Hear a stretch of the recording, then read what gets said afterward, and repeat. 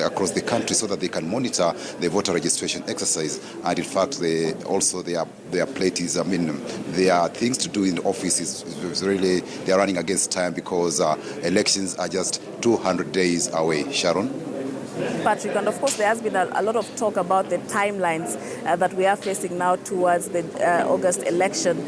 Just maybe speak to us about this in terms of this team is now coming in to oversee this whole process. What kind of timelines in terms of preparation for the election are we looking at? Indeed, the commission now, when it's in place, they'll have several things to do. One of the things we're looking at is they have to sit down, or maybe the first thing to appoint, to select a chairperson, the vice chairperson after they are swearing in today.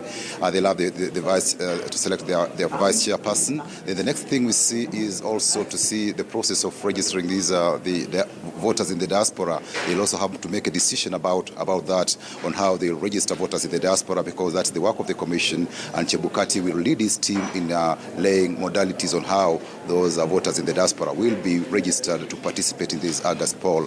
There's also the other agenda of the opening the tender for the supply of electronic transmission equipment, the integrated system that the commission intends to use for the August polls. It's now the commission, the commissioners that will oversee that particular process. Remember, the matter was in court, but early this week we saw the petitioner appear before the procurement board and withdraw the case. So it gave the commission a way to start advertising to extend the period to open the tender for the electronic devices supply and for the supply of those equipment. The other thing that we're looking at is also the purchase of the tender for the procurement of the ballot papers. It's another thing that also the commissioners will look into, plus also ensuring that there is a final register in place. Remember, there's also something to do with the audit of the voter register. So these are some of the things that the commissioners, the new commissioners, will be looking into as they assume office. Sharon? Patrick, and maybe finally, of course, the appointment of Wafula Chebukati was one that was marred with a lot of controversy. And could we say now, as he assumes office, that dust has settled on his appointment?